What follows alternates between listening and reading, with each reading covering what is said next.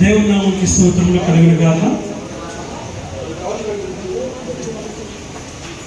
ఈ సమయంలో మరి వేదికను అలంకరించినటువంటి దైవజనులందరికీ కూడా నా యొక్క హృదయపూర్వక వందనాలు చెల్లిస్తూ ఉంటున్నాను. మరి ఈ సమయంలో దేవుని వాక్యాన్ని మనం జాగ్రత్తగా మనం విందాం. కారణం ఏంటంటే వాక్యం అనగానే వెంటనే 10 నిమిషాల్లో ముగించండి అని చెప్తాను. ఆమేన్. హల్లెలూయా. వినాల్సింది వాక్యమే. ఏం వినాలి? వాక్యమే వినాలి. ఆ వాక్యం బోధించడానికి మీ దగ్గరికి సేవకులు చాలా ప్రార్థన పూర్వకంగా ప్రార్థన చేసుకొని వస్తారు. దాన్ని మనము 5 నిమిషాల్లో 10 నిమిషాల్లో ముగించేసేయండి చెప్తూ ఉంటారు. కాదు ప్రేమ దేవుని విన్నారు. ఇప్పుడు ఈ ఫంక్షన్ ఎంత ముఖ్యమో దానికి పునాది కూడా అంతే ముఖ్యం. సో ఈ విషయాన్ని ప్రతి ఒక్కరు జ్ఞాపకం చేసుకోవాలని నేను మనవి చేస్తూ ఉంటున్నాను. హల్లెలూయా. ఈ సమయంలో ప్రేమ దేవుని విన్నారా, చక్కటి మాటలు మనం విన్నాం. పిల్లలు తల్లిదండ్రులు ఇద్దరు కూడా వారిని ఎలా పెంచాలి, ఎలా పెరగాలి, ఎలా ఉండాలి అనేది మారిసాయి గారు మనకు తన వాక్యంలో మనకు బోధించారు. ఆ మాట మనం చూసుకుందాం. దయచేసి అందరికీ బాగా తెలిసినటువంటి వాక్య భాగమే సామెతల గ్రంథం 22వ అధ్యాయము 6వ వచనం. బాలుడు నడవలసిన త్రోవను వారికి నేర్పించును, పెద్దవాడైనప్పుడు దాంట్లో నుంచి వాడు తొలగిపోడు. చిన్న ప్రార్థన చేస్తాం. మౌలికంగా ప్రేమించిన పదవి తండ్రి, మీ నామానికి వందనాలు, స్తోత్రాలు, స్తుతులు, కృతజ్ఞతాస్తుతులు మేము చెల్లిస్తుంటున్నాం. ప్రభువా, ఈ మధ్యాహ్న కాల సమయంలో తన ప్రభుని వాక్య ద్వారా మాతో సూటిగా స్పష్టంగా మాతో మీరు మీ అధికారం కలిగిన స్వరముచితం మాట్లాడి మమ్మల్ని తృప్తిపరచమని, వినగలిగే చెవులు, గ్రహించగలిగే హృదయములు, మనస్సును మాకు అనుగ్రహించి మహిమ పొందమని యేసు క్రీస్తు నామంలో అడిగి వేడుకొచ్చుకుంటున్నాము తండ్రి.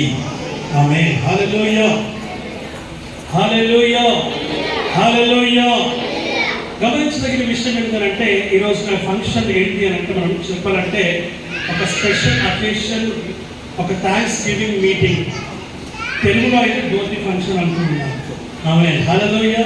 అయితే ఇక్కడ విషయం ఏంటంటే టీనేజ్లోకి ప్రవేశించినారు అనుకుంటున్నాను. కానీ ఆల్రెడీ ఎప్పుడో టీనేజ్లోకి ప్రవేశించిపోయారు. 13, 14, 15, 16, 17, 18, 19, 7 years. ఈ టీనేజ్లో అబ్బాయి ఉన్నాడు. ఆల్రెడీ 14 కంప్లీట్ చేసుకొని 15లో ఉన్నాడు. ఇంకో 2-3 రోజులు అయితే 15 కూడా కంప్లీట్ అవుతుంది. సో దేవుని యొక్క వాక్యం సెలవిస్తున్న మాట ఏంటంటే ప్రేమ దేవుని ద్వారా మన పిల్లలు ఎలా ఉండాలి అనే దాని గురించి దేవుడి రోజు మనతో మాట్లాడబోతూ ఉంటున్నాం. మొదటిగా మనం యాకోబును మనం తీసుకుందాం.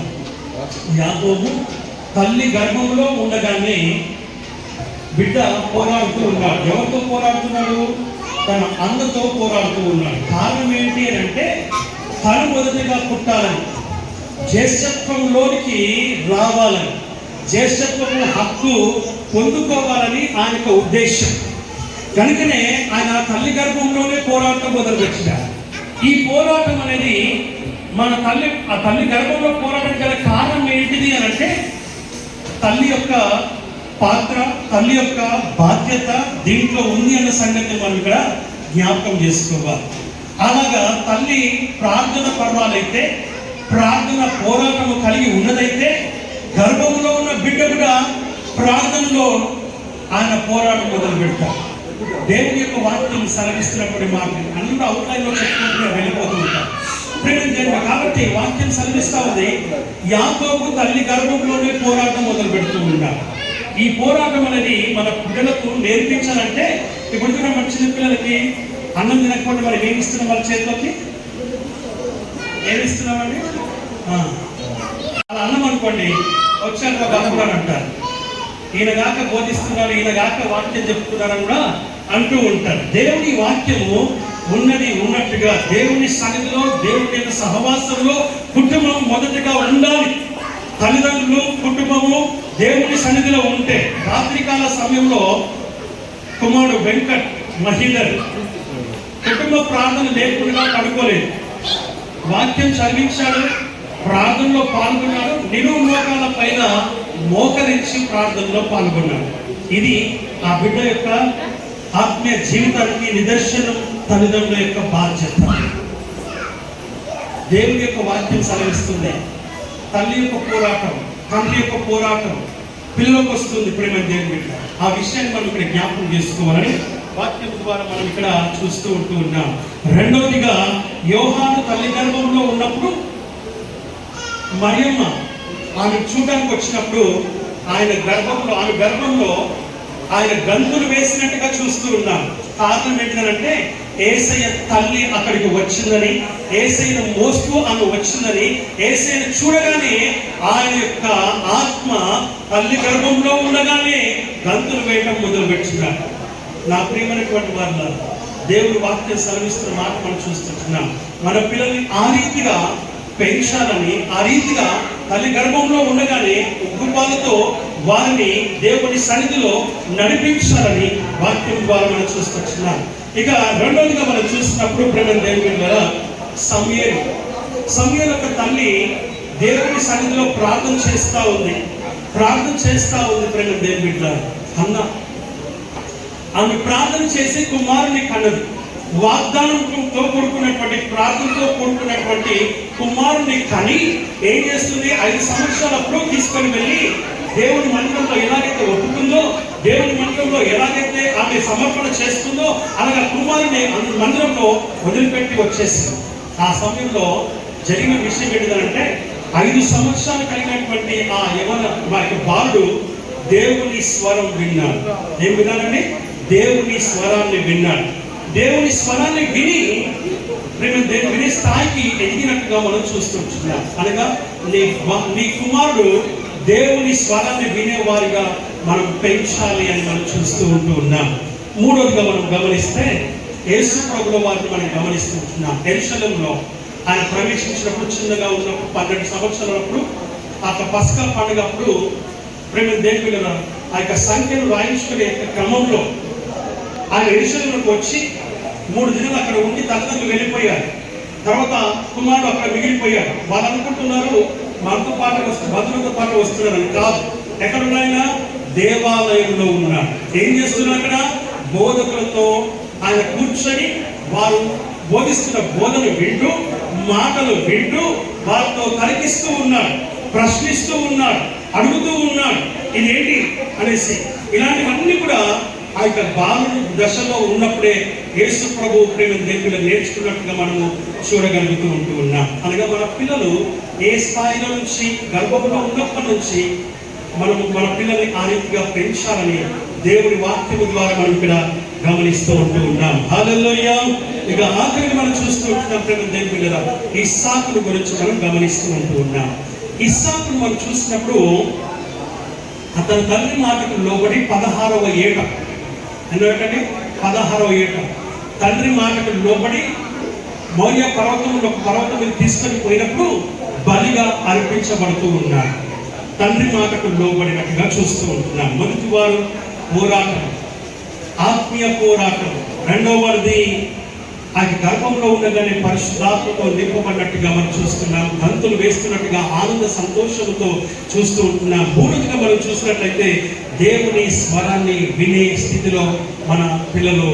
నాలుగవదిగా దేవాలయంలో బోధన విని, మాటలు విని ప్రేమ దేవుని తర్కించే స్థాయికి ఎదగాలి. ఐదవదిగా మనం చూస్తూ ఉంటున్నామంటే ఇస్సాకు తన తండ్రి మాటకు లోబడి బలిగా అర్పించబడుతున్నాడు. ఇంకేం మాట్లాడట్లేదు ప్రేమ దేవుని. తండ్రికి లోబడ్డాడు. వధించబడలేదు. కానీ మానసికంగా తండ్రి ఆల్రెడీ కుమారునిలో బలిగా అర్పించేస్తాడు. ఇంకా ఆఖరి ప్రేమ దేవుని యోసేపుని గురించి మనం చూసినట్లయితే దేవుని వాక్యం సెలవిస్తున్న మాట. యోసేపు విషయంలో మనం గమనిస్తే తన యవన కాలంలో టీనేజ్లో ఉండగా అపవిత్రతలో పడిపోకుండా, పాపంలో పడిపోకుండా, శాపంలో పడిపోకుండా ఆ కుమారుడు దేవునికి భయపడి ఆయన అపవిత్రతకు లోను కాకుండా, అపవిత్రత నుండి, పాపము నుండి పారిపోయినట్టుగా, తన వస్త్రాన్ని విడిచిపెట్టైనా పారిపోయినట్టుగా మనం చూస్తూ ఉన్నాం. ఇలాంటి ఆత్మీయ జీవితం ప్రతి యవనస్తునికి, ప్రతి యవనస్తురాలకి ఈ దినాల కావాలని వాక్యం ద్వారా మనం చూస్తూ ఉంటున్నాం. నా ప్రియమైనటువంటి వారు, మన యవన బిడ్డలు దేవుని సన్నిధిలో ఉంటారు.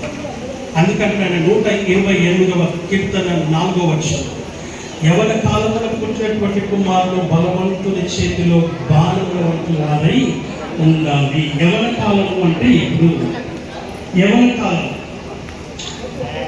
ఈ యవన కాలంలో పుట్టడం అంటే మళ్ళీ పుట్టడమా? కాదు. లేకపోతే అడుగుతున్నాడు అలాగే మళ్ళా పుట్టాలని కాదు. పుట్టాలి, కానీ మారు మనసుతో పుట్టాలి. అనగా నీ పాపకు, శాపకు, దోషకు, అపరాధకు, లోకానుసారమైనటువంటి ఆలోచన, తలంపుల క్రియలు ఏవైతే ఉన్నాయో వాటి నుంచి నువ్వు విడుదల పొంది అవి నీ లోనికి రాకుండా పాపమునకు, లోకమునకు వేరుగా ఉండడమే మారు మనసు యొక్క లక్షణం. మారు మనసు పొంది రక్షణ పొందడం. రక్షణ అంటే యేసు క్రీస్తు ప్రభువే దేవుడని నీ నోటితో ఒప్పుకోవడం వలన రక్షణ వస్తుంది. ఈ మారు మనసు రక్షణ రాగానే వెంటనే బాప్తిసం తీయబడుతుంది. అనగా నీ పాపకు ఒప్పుకున్న తర్వాత ఉపవాసముని దేవుని సన్నిధిలో ప్రార్థన చేసుకున్న తర్వాత ఆ తర్వాత బాప్తిసం తీయబడుతుంది. ఆ తర్వాత నువ్వు సంఘంలో సభ్యత్వం కలిగి ఉంటావు. ఆ తర్వాత సంఘంలో ఉన్నటువంటి అనగా శరీరంలో, యేసుక్రీస్తు యొక్క శరీరంలో, ఆయన యొక్క రక్తంలో పాలి భాగస్వామ్యం వలన నీ జీవితం సార్థకమవుతుంది. అది ఆఖరి వరకు నువ్వు దాన్ని కాపాడుకోవాలి. దేన్ని? ఈ యొక్క మారు మనసును, ఈ రక్షణను. దేవుని వాక్యం సెలవిస్తున్నమాట. ఈ యవనస్తులు యవన కాలంలో ఉన్నారు. యవన కాలంలో ఉండగానే అందరూ కూడా, దావీదు కూడా యవన కాలంలోనే పోరాడుతూ ఉంటున్నారు. దానియేలు, షడ్రక్, మెషక్, అబేద్నెగో కూడా యవన కాలంలో ఉండగానే పోరాడుతూ ఉంటూ ఉన్నారు. కాబట్టి యవన కాలం చాలా ప్రాముఖ్యమైనది. ఆ విషయాన్ని దేవుడైనటువంటి వాడు బలవంతుడు, ఆయన ఆశ్చర్యకరుడు, ఆలోచనకర్త, బలవంతుడకు దేవుడు, నిత్యుడకు తండ్రి. ఆ బలవంతుని చేతిలో నీవు బాణముగా అనగా ఆయుధముగా, పాత్రగా నువ్వు వాడబడాలని వాక్యం ద్వారా చూస్తున్నాం. దేవుని చేతిలో ఉండే ఆత్మీయ జీవితం ప్రతి యవనస్తుడు, ప్రతి యవనస్తురాలు కలిగి ఉండి దేవుని నామానికి మహిమ తీసుకొని రావాలని మనం చేస్తుంటున్నాను. అలాగే ప్రేమ దేవుని గారు ఉండి ఈరోజున ఈ యవన కాలంలో ఏజ్ అయిపోయిన తర్వాత కాదు దేవుని దగ్గరకు రావాల్సి, దేవుని నమ్ముకోవాల్సి. యవన కాలంలో ఉండగానే వెన్ యూ హ్యావ్ స్ట్రెంగ్త్, వాక్యం సెలవిస్తుంది, దేవుని నీ శరీరంలో శక్తి ఉండగానే దేవుణ్ణి నమ్ముకోవాలి, దేవుణ్ణి తెలుసుకోవాలి. అలా కాకుండా ప్రేమ దేవుని కదా తర్వాత నీ వల్ల కాదు. ఎందుకంటే నీకు జ్ఞానం ఎక్కువ. నీకు వాక్యం అంటుంది ఆదికాండం 8వ అధ్యాయంలో చూసినప్పుడు బాలుడుగా ఉన్నప్పుడే వారి యొక్క మనసు, హృదయం చెడిపోయిందని వాక్యం చెప్తుంది. కనుక అలాగ ఉండకూడదని వాక్యం మనం చూస్తున్నాం. కనుక దేవునికి నీ హృదయాన్ని, నీ మనసును సమర్పణ చేసుకున్నప్పుడు నీవు సరి అయిన మార్గం, బాలుడు నడవలసిన త్రోవను వారికి నేర్పిస్తే పెద్దవారైనాక దాంట్లో నుంచి ఎంత మాత్రమో తొలగిపో. ఆ విషయాన్ని జ్ఞాపకం చేసుకుని దేవుని సంఘం ముందుకు సాగమట్టిగా దేవుడికి వాక్యం ఆశీర్వదించి దీవించుగాక. సమయం ఇచ్చినటువంటి అయ్యగారికి వారి యొక్క హృదయపూర్వక వందనాలు చెల్లిస్తూ, అలాగనే పున్నారావు గారికి, మన విజయకి ఇద్దరు కూడా నా హృదయపూర్వక వందనాలు చెల్లిస్తున్నాను. కుమారుడు దేవుడు ఆశీర్వదించి దీవించుగాక. Thank you very much.